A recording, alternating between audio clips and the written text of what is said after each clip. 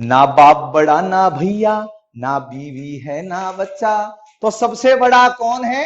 रुपया। जी हाँ जी। तो आज के चैप्टर में हम बात करने वाले हैं पैसों के बारे में। इकोनॉमिक्स के सबसे सेंटर पॉइंट में जब हम बात करते हैं तो जैसे ही इकोनॉमिक्स की बात होती है ना, तो भैया दिमाग में एक ही चीज आ जाती है और वो है पैसा। तो इसी पैसे के ऊपर हम आज बात करने वाले हैं। आज हम बात करने वाले हैं मनी एंड क्रेडिट के बारे में। तो आइए शुरू करते हैं कि इस चैप्टर में हमें क्या क्या पढ़ना है। तो देखिए क्या क्या हम पढ़ने वाले हैं इस पूरे चैप्टर में, देखते हैं बच्चों। तो इस चैप्टर में हमें कौन कौन से टॉपिक्स कवर करने हैं उनके ऊपर बात करते हैं। तो इस चैप्टर के अंतर्गत हम पढ़ेंगे सबसे पहले बार्टर सिस्टम और उसकी लिमिटेशन के बारे में। फिर सेकंड हम देखेंगे money as a medium of exchange. पैसा जो है किस प्रकार उसके आने से कितनी सुविधाएं हुई है उनके बारे में भी देखेंगे बच्चों। फिर और क्या देखेंगे इसके बाद? बार्टर सिस्टम के बारे में, money of medium of exchange.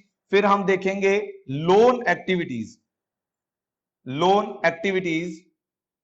Of banks. फिर बच्चों अगला जो हमारा टॉपिक रहेगा जिसको हमें कवर करना है वो रहेगा सेक्टर ऑफ क्रेडिट। और लास्ट में हम देखेंगे सेल्फ हेल्प ग्रुप के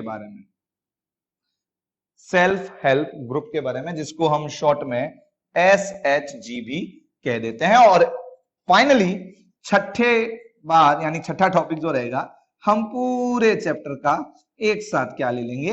रिवीजन ले लेंगे। तो इस तरह हम इस चैप्टर को यहां पर पढ़ने वाले हैं। तो आज की क्लास शुरू करते हैं। सबसे पहले समझते हैं कि what is the barter system. Introduction के अंदर सबसे पहले हम बात कर लेते हैं कि बार्टर सिस्टम क्या है जी। आइए देखते हैं। देखो बार्टर सिस्टम क्या था। बार्टर सिस्टम का बच्चों मतलब क्या है? बार्टर सिस्टम उस टाइम था जिस टाइम पैसा नहीं था, यानी हम किसी चीजों की कोई वैल्यू नहीं लगा सकते थे, उस टाइम था बार्टर सिस्टम। यानी हर चीज जो है उसके रेट जो है उसकी कोई मूल्य की कोई बात नहीं की जाती थी, वहां पर बार्टर सिस्टम की बात आती है। आप इसको थोड़ा एग्जांपल से मैं समझाता हूं कि ये है राम जी और भैया ये इनके पास क्या है? इनके पास शूज है, खूब सारे जूते हैं इनके पास, और इनको चाहिए क्या? वीट चाहिए, ठीक है ना। वहीं पर ये है दूसरे बंदे, हरी जी है, ये क्या है? इनके पास वीट है बट इनको क्या चाहिए? इनको शूज चाहिए, इनके पास शूज नहीं है। तो जब ये दोनों एक स्थान पर मिलेंगे, एक जगह पर मिलेंगे, तो आपस में आदान प्रदान कर लेंगे। इसको भाई वीट चाहिए तो भाई जैसे इनके पास शूज है लेकिन वीट नहीं है ना, तो इनको वीट चाहिए, तो इनसे ले लेंगे, और इनको शूज चाहिए तो इनसे ले लेंगे। ये जो बात है ये बार्टर सिस्टम है। बार्टर सिस्टम का मतलब हो गया कि वस्तु के बदले वस्तु, चीज के बदले आपको वापस चीज मिल गई, यही बार्टर सिस्टम होता है बेटा। और कोई बड़ी लंबी चौड़ी रामायण नहीं है, कोई आपको ज्यादा बड़ी बात नहीं है। बार्टर सिस्टम कितना है? वस्तु के बदले वस्तु। तो अब इसकी क्या क्या लिमिटेशन है? क्यों फिर जब ये ऐसा अच्छा सिस्टम था कि अपने पास कुछ चीज है उसको दी, दूसरे से अपने ली, तो पैसे का रोल कहां आ गया? पैसा क्यों बीच में आ गया? तो पैसा क्यों बीच में आ गया उसको समझते हैं। इस बार्टर सिस्टम के ना कुछ लिमिटेशन है। लिमिटेशन क्या क्या है उसे देखना बेटा, क्योंकि ऐसे तो फिर बड़े आसान सा सिस्टम था, किसी ने भी अपनी चीज किसी को दी और किसी से भी अपनी कोई भी चीज ली, है ना। तो ये बार्टर सिस्टम खत्म क्यों हुआ? इसके कुछ लिमिटेशन है, तो वो लिमिटेशन के ऊपर बात करते हैं। देखिए आपको इन सबके जो नोट्स है वो मिल जाएंगे, तो उसमें क्या है कि फुल्ली लिखा होगा। तो आप जो प्लीज इस पूरे लेक्चर को ध्यान से सुनेंगे, ध्यान से देखेंगे, तो आप चीजों को अच्छे से समझ पाएंगे, है ना। तो हम समझते हैं कि बार्टर सिस्टम क्यों बंद हो गया, उसकी क्या क्या लिमिटेशंस है। तो उसकी लिमिटेशन के ऊपर बात करते हैं। तो limitation of barter system. Barter system की लिमिटेशन के ऊपर बात करते हैं कि बार्टर सिस्टम क्यों बंद हो गया, बार्टर सिस्टम की लिमिटेशंस क्या क्या है। पहली लिमिटेशन, सबसे पहली बात कि इसमें क्या चाहिए होता है, डबल कोइंसिडेंस।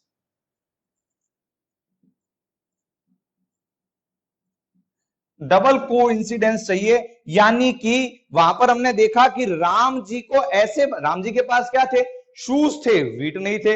वही हरि जो था उसके पास क्या नहीं था, उसके पास वीट थे लेकिन शूज नहीं थे। ये डबल कोइंसिडेंस होना चाहिए तभी काम चलेगा। हम एक एग्जांपल से समझते हैं। ये मान लो एक बंदा है यहां पर, बड़ा ही मुस्कुरा रहा है, ये क्या है, इसके पास मान लो, अब शूज और वीट का एक मान लेते हैं, तो इसके पास जो है शूज है, बहुत सारे शूज है।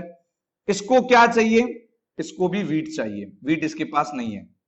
अब ये बंदा इसको मिला, इसको शूज चाहिए, बिल्कुल चाहिए, शूज तो चाहिए, बट इसके पास वीट नहीं है, ये वीट नहीं रखता।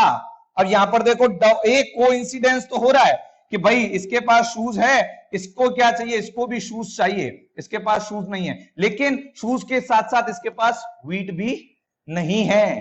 तो एक कोइंसिडेंस मिल रहा है, डबल नहीं मिल रहा है, इसलिए ये अपना सामान जो है वो इसको नहीं दे सकता। ये कहेगा कि भैया मेरे पास जो है ना पोर्ट्स है, मेरे पास तो बर्तन है जी, आप ले लो, ठीक है। वही तीसरा एक बंदा आता है, वो अपनी दुकानदारी लगा रहा है, वो क्या कह रहा है, वो कह रहा है कि भाई मुझे जो है शूज तो चाहिए ही चाहिए, मेरे पास भी शूज नहीं है, मुझे वीट भी चाहिए, मुझे वीट भी चाहिए, और मुझे पोर्ट्स भी चाहिए, मेरे पास ये भी नहीं है, मेरे पास तो चौथी चीज है, मेरे पास तो बुक्स है, मेरे पास तो किताबें हैं। तो ले, यहां पर कोइंसिडेंस नहीं मिला, तो इस कारण से ये बंदे आपस में कोई डील नहीं कर सकते। तो आप समझे कि डबल कोइंसिडेंस का क्या मतलब है। बार्टर सिस्टम की फर्स्ट लिमिटेशन क्या आ गई बच्चा, कि अपने को क्या चाहिए, डबल कोइंसिडेंस चाहिए। यहां पर ये तीन बंदों के बीच में कोई डीलिंग नहीं हो पाई। क्यों नहीं हो पाई, कि इसके पास शूज है, वीट नहीं है, इसको चाहिए जो वीट दे सके, ना ये दे सकता है ना ये दे सकता है। भाई इसके पास ना वीट है ना शूज है, ये कह रहा है मेरे पास पोर्ट्स है, अब पोर्ट्स ना तो इसको चाहिए ना इसको चाहिए।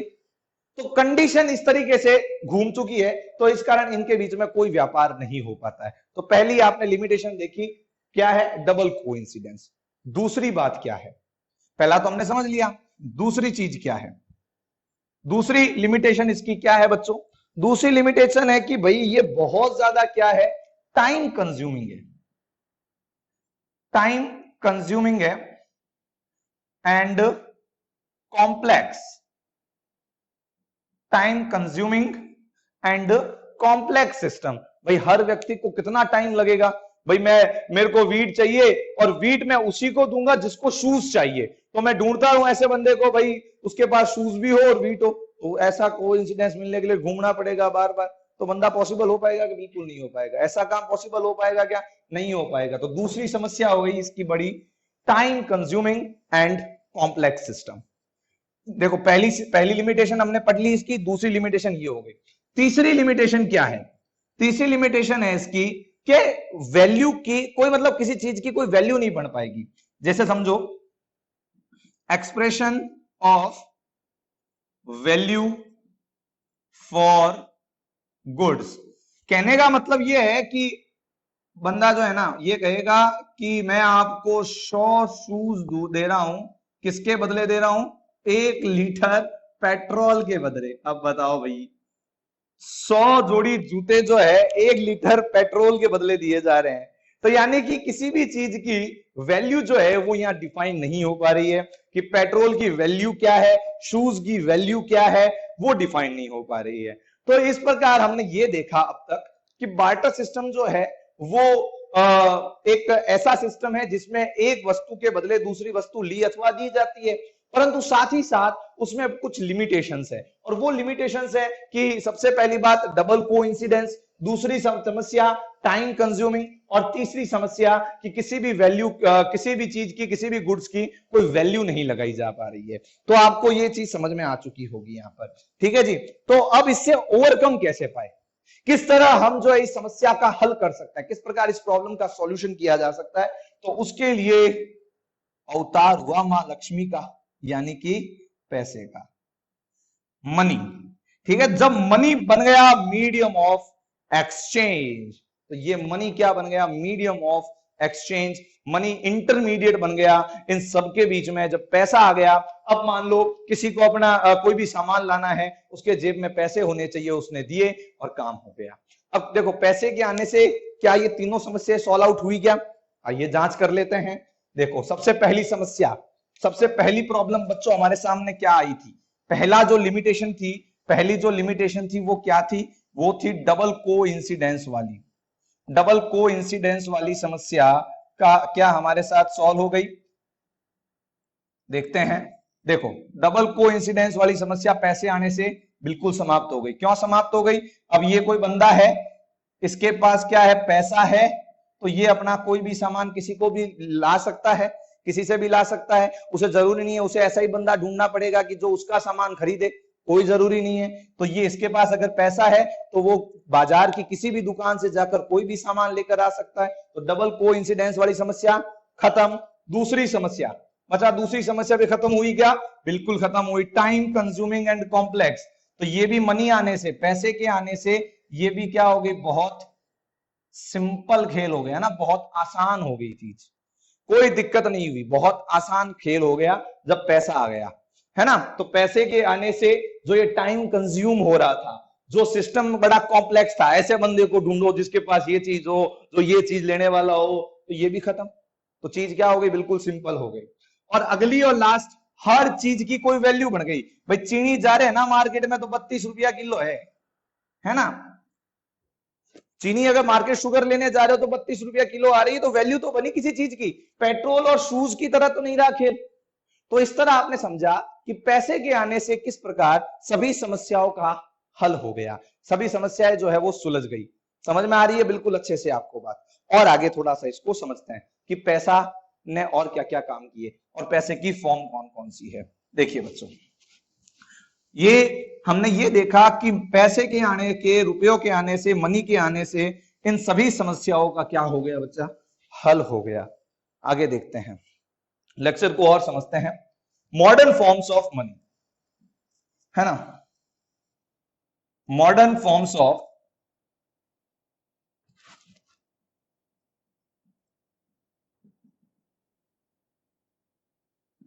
मनी, पैसे की नई नई फॉर्म्स कौन कौन सी है। सबसे पहले तो पेपर नोट, जो आप ये कागज के नोट देखते हो, है ना, ये रसीदें हैं जी, नोट नहीं है वास्तव में। आप देखें नोट के नीचे क्या लिखा होता है, मैं धारक को इतने रुपए अदा करने का वचन देता हूं। केवल वचन दिया गया है, रुपए नहीं दिए गए हैं। तो ये जो पेपर के नोट है, करेंसी जो है, करेंसी के रूप में। उसके अलावा कॉइन, उसके अलावा आपके जो बैंक के अंदर जो डिपॉजिट्स है, यानी कि डिमांड डिपॉजिट्स। उसके अलावा आज जो सबसे आपकी जो प्रीशियस मेटल है, प्रीशियस मेटल है यानी जिसके अंदर गोल्ड, सिल्वर, है ना, ये सब आ जाएंगे। फिर आज जो सबसे जबरदस्त चल रहा है, आपने भर दी क्या, ऑनलाइन पेमेंट जी, है ना, ये सबसे महत्वपूर्ण है। आज जो सबसे ज्यादा चल रहा है ऑनलाइन पेमेंट वाला काम।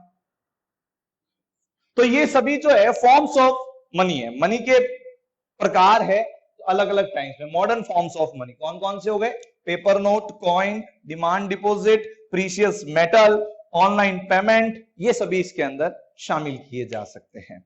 समझ में आ रही है आप सबको बात। आइए और अच्छे से मैं आगे और चीजें समझाता हूं कि पैसे को हम इतना प्रेफरेंस क्यों दे रहे हैं। ये भी महत्वपूर्ण बात है कि हम पैसे को इतना प्रेफरेंस क्यों दें, है ना। तो पैसे को हम प्रेफरेंस इसलिए दे रहे हैं क्योंकि वो जो कागज का नोट है ना, वो ऐसे ही कोई ऐसा किसी ने कागज पर लिखकर नहीं दे दिया कि जा ले जा इससे कुछ खरीद के लिया, ऐसा नहीं है। वो सब सारा का सारा जो पैसा है जो मनी है उसे ऑथोराइज्ड है, वो जो नोट है वो authorised by government of India, Bharat सरकार द्वारा वो ऑथोराइज्ड है, हर जगह चलने वाला है। दूसरा, उसे उसके नियम और सब जो भी है उसको कंट्रोल कौन कर रही है? RBI, reserve bank of India, इसे क्या कर रहा है? कंट्रोलिंग कर रही है इसके ऊपर। उसके अलावा इसे लेने से कोई मना नहीं कर सकता, कोई इसको मना नहीं कर सकता, नन कोई भी इसको रिजेक्ट नहीं कर सकता एक्सेप्ट करने से, यानी कि लेना ही लेना पड़ेगा इसको, है ना। तो इसलिए ये जो पैसा है बहुत महत्वपूर्ण रोल यहां पर अदा कर रहा है। तो चीजें आपको बड़े अच्छे से यहां पर समझ में आ रही है, हमने जो जो पढ़ा है। मेरे देखो ये मेरे लेक्चर में सबसे इंपॉर्टेंट बात ये रहती है कि एसएसटी जैसे हार्ड जिसको हम सब्जेक्ट मानते हैं, जिसे पढ़ना बड़ा बोरियत सा लगता है बच्चों को, तो मेरा उद्देश्य यही रहता है कि उस एक लेक्चर में वो सारी की सारी चीजें आपके दिलो दिमाग में अंदर तक उतर पाए, है ना, आप उन चीजों को याद कर पाए। तो ये मेरी कोशिश रहेगी कि आप चीजों को याद कर पाए। तो मैं इसलिए बार बार रिवीजन लेता रहता हूं। तो हमने क्या क्या पढ़ लिया बच्चों? हमने इसमें ये पढ़ लिया कि हमने बार्टर सिस्टम आया, बार्टर सिस्टम के आने के बाद डबल कोइंसिडेंस खत्म हुई, सॉरी डबल कोइंसिडेंस की समस्या थी बार्टर सिस्टम में। बार्टर सिस्टम में और क्या समस्या थी? बार्टर सिस्टम में समस्या थी किसी भी की वैल्यू हम नहीं लगा पाते थे। बार्टर सिस्टम में और क्या लिमिटेशंस थी? बार्टर सिस्टम में अगली लिमिटेशन आ गई थी कि भाई कोई भी प्रकार का जो हमें बहुत टाइम कंज्यूमिंग हो रहा था खेल, तो वो सब खेल जो है वो पैसे के आने के बाद बड़ा ही अच्छे तरीके से सॉल्व आउट हो गया। ठीक है जी। अब हम पढ़ते हैं कुछ और चीजों के बारे में, मनी की दो फॉर्म के बारे में। एक तो है डिमांड डिपॉजिट और एक है चेक। नोट कर लो टाइम, 17:03 हुआ है। ये कितना मिनट का हो गया वीडियो? ठीक है, ये तो ही रख लो।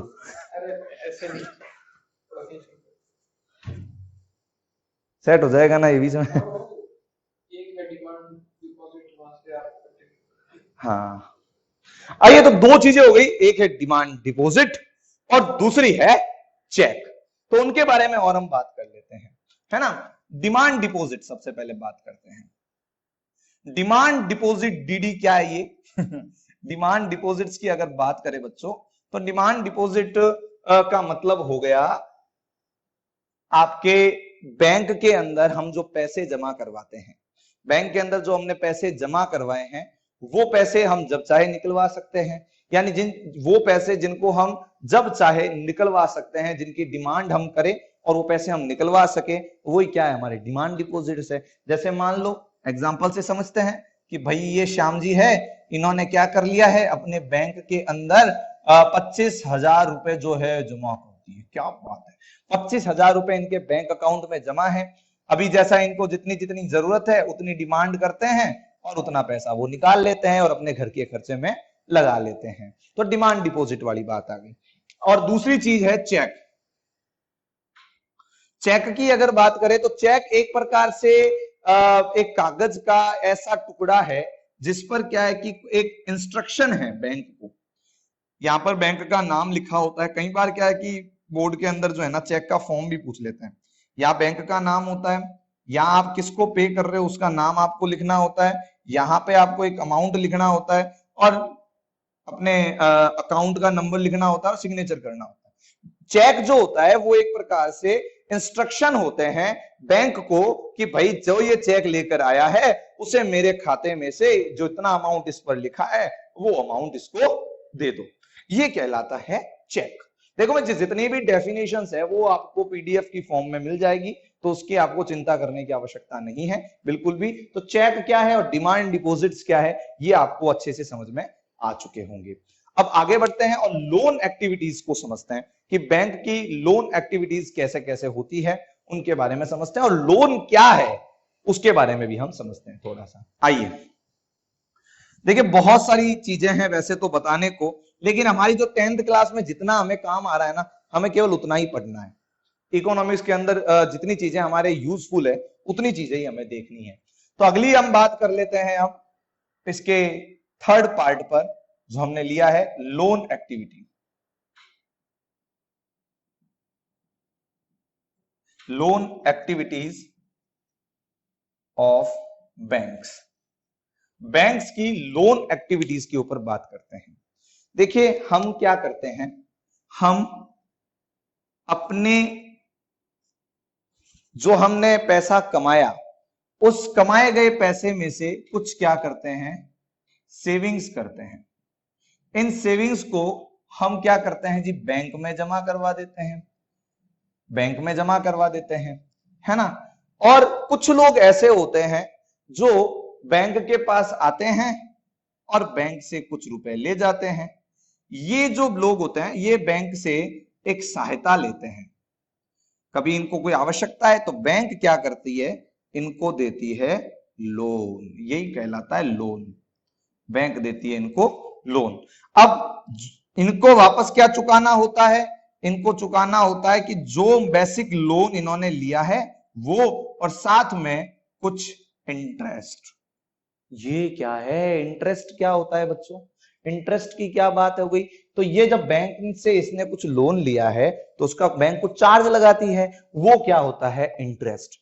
अच्छा, बैंक, बड़े बच्चों को दिमाग में एक प्रश्न आता है कि क्या बैंक जो होती है वो केवल सेवा करती है क्या, वो खाली बस हम बैंक में पैसा जमा करवाते हैं, वो दूसरों को दे देती है, जो लेने आता है उसको दे देती है, तो क्या इस प्रकार केवल बैंक एक सर्विस कर रही है, वो भी फ्री, ऐसा आपके दिमाग में कोई प्रश्न आ सकता है। नहीं बेटा, ऐसा नहीं है, बैंक कभी फ्री सर्विस नहीं करती। तो बैंक का खर्चा कैसे निकलता है, बैंक किस तरह कमाती है उसको देखो। बैंक की कमाई क्या है, बैंक की कमाई किस प्रकार होती है, देखो मैं आपको एग्जांपल से समझाता हूं बैंक किस प्रकार जो है वो कमाई कर सकती है।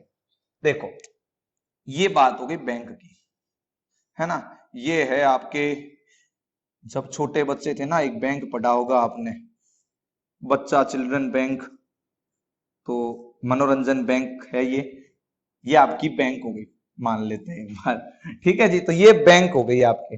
अब क्या होता है कि कुछ लोग जो डेली बेसिस पर कुछ कमाई करते हैं वो अपनी छोटी मोटी